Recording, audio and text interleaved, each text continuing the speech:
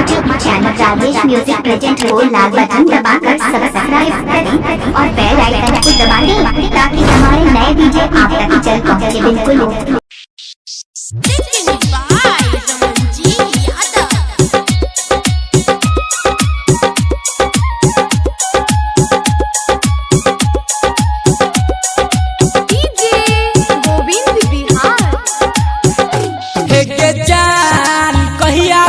शादी तोहर कहिया मटक कोरावा कहिया तुझे बही ससुरावा गे जान हे गे जान कहिया हो तो शादी तोहर कहिया मटक कोरावा कहिया तुझे बही ससुरावा गे जान कहिया तुझे बही ससुरावा गे जान कहिया तुझे बही ससुरावा गे जान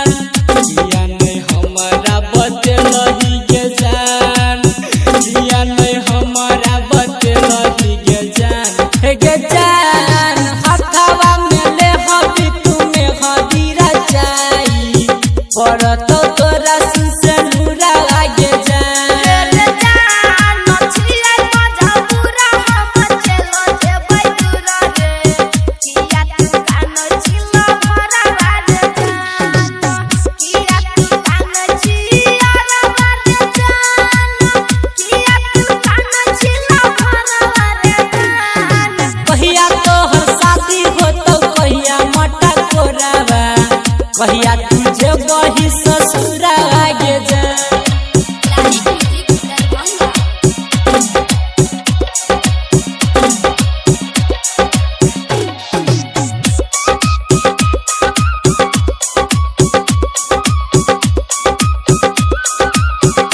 हे गे जान हमारा भूले बही गई पाई के सैया चल जब ही दोसहरा दुआरा लागे जान चल जब ही दोसहरा दुआरा लागे जान मेरा तो रमन जिला भरा लागे जान हे गे जान कोई तो जयमाला तो हर सुना न गे जानू गिरे लगतो हमरा लोरा लागे जान